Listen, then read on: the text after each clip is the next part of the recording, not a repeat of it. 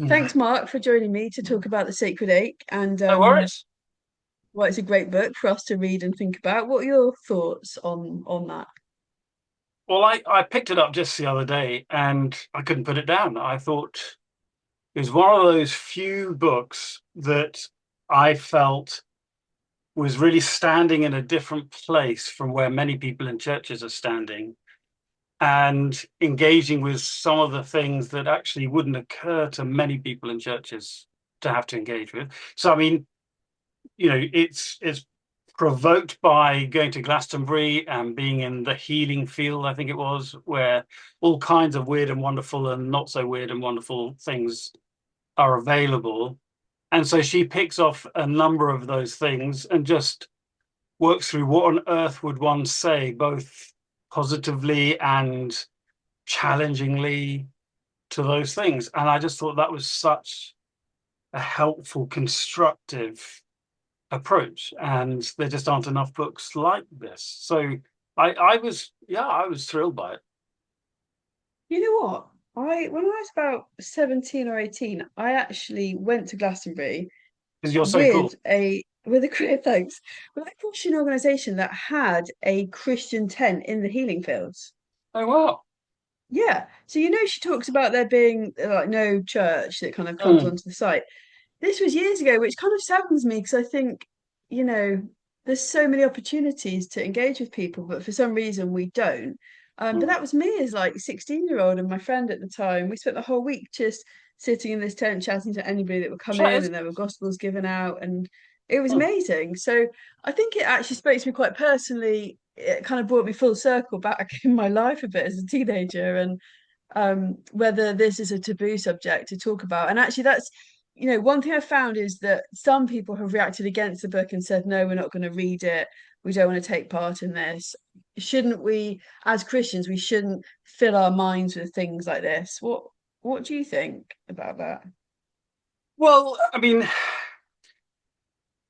yeah, at one level, yes, there's wisdom in being concerned, let's put it that way, because these are not necessarily neutral or even beneficial things, a lot of them, but we can't equally just completely um, sort of hide and cut ourselves off from what's going on all around us, because the longer we do that, the less we understand what's going on, and the less we have a common language. And I think that's what's really interesting about this, is that she's trying to find ways to build bridges with people who think so differently from Christians, sometimes working quite hard to find things that one can endorse and accept, um, but certainly beneath it all, recognizing a common hunger. I mean, that's hence the title of the book, The Sacred Ache. It's like there is something genuinely universal and human about all this. So I think that is really, really positive. And as I said before, I just think there are plenty of people in sort of Christian circles who wouldn't have a clue. They would just want to sort of chime in and say, you know, occult stuff is of the devil and we need to sort of stay clear, and just put up placards as if that's really going to help anybody.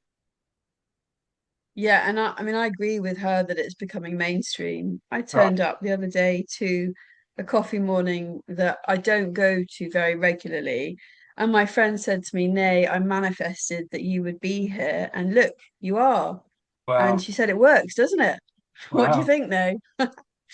And I was kind of like, oh gosh, what do you say in response to that? And that's where I think Belle's book will help us because I love how she kind of, well, first I think it is evangelistic, isn't it, Oh, really? But oh, it's also just so helpful for the everyday Christian.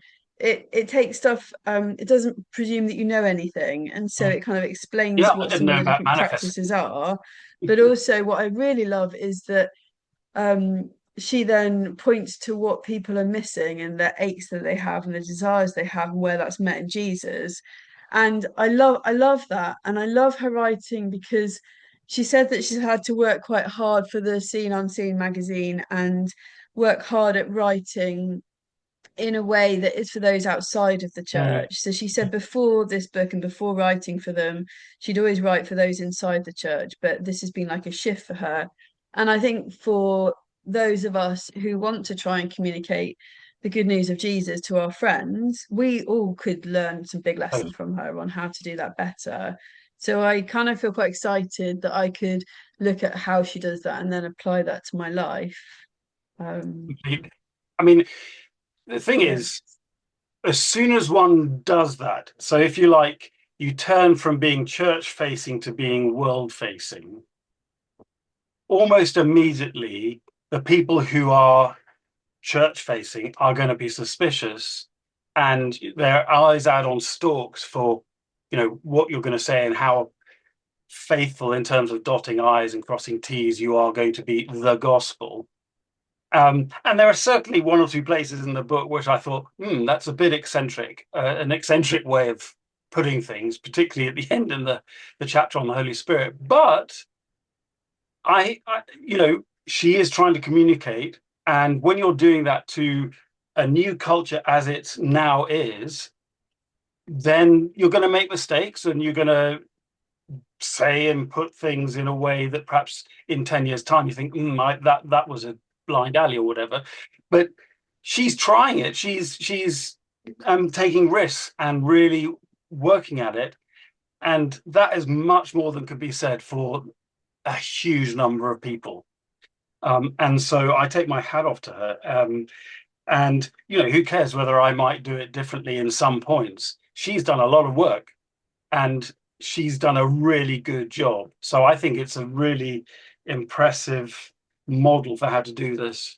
It reminds me a bit of a book I read probably nearly 30 years ago by a guy he was called Charles Stromer. He was an American guy who'd been really involved in New Age stuff. Did you come across him? Um, No. he was doing really dark, weird things. He was in California, um, and he was really in deep. And he was actually becoming freaked out by some of the powers he was now able to manipulate and all this sort of stuff. And a key turning point for his conversion was when he suddenly asked the question, not does it work, but is it good for me? Is it for my Mhm. benefit? And he suddenly realized it really wasn't. Now, Belle Tindall Riley is in a slightly different position, but she's actually grappling with some of the same issues for as 2020s generation rather than the 1980s and 90s. And that is just great. I just, yeah, Mhm. I love it. Yeah, absolutely. And I've got friends that have started reading it and have bought copies for their friends, Mm. and they're really enjoying it. I think it is a book that could be a really easy giveaway and then a really great opportunity to say, what did you think? I've got a couple of friends of mine that I might give it to and say, tell me what you think. What do you make of this? Is it kind of ring true with your experience of spiritual practices and where they fall short and what you're left wondering about still? So we're reading it together from I think September the 11th in the Passion for Evangelism book club, and I'm super excited because as always we don't feel we need to choose books that we 100% agree with.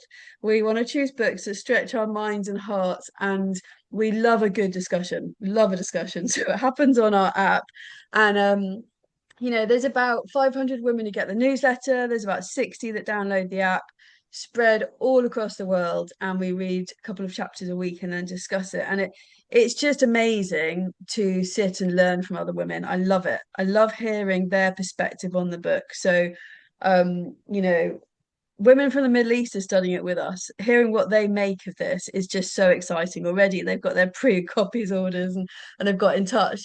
Women from deepest, darkest Wales, women from kind of Now that is an rural.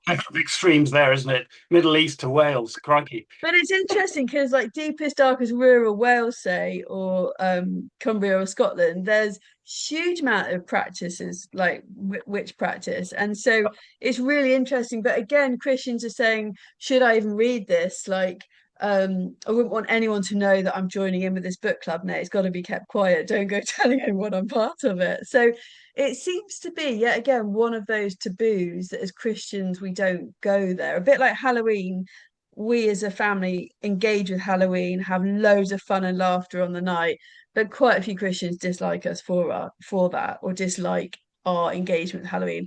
I think this book and some of the topics it's the same thing really. But Well, yeah. there you go. I mean, what can you say? One thing I would just say is that I really don't think this is just for women. I mean, I think this is, Yeah. a lot of Yeah. the illustrations and particularly the witchy stuff would perhaps be more female focused, but I think I certainly don't see a restricted readership, and I think it's important both what she engages with, but also how she engages with it. Yeah, I agree. And actually the friend who manifested me being at a coffee morning, she also said to me, Nay, I think she was quite excited to tell me that her son had started it going to a spiritualist church locally. She asked me what I thought about that. Then the next week she said, actually, now he's tried out the local Anglican church. What do you think about that now? And so he's had this real journey of kind of Well, deep dive into spirituality as a late 20 something male. So I totally agree. In Passion for Evangelism, we focus on helping women specifically flourish in a women only space. Absolutely, this book is for a much wider audience. And I think, I'm grateful for the church leaders that back us and are reading it and publicly sharing about it. Hence, Mark, you coming on today to chat about why you're supporting us as a network reading this kind of book. absolute pleasure. Thanks, Mark. Well, it's great to chat with you. Anytime. Thanks very much.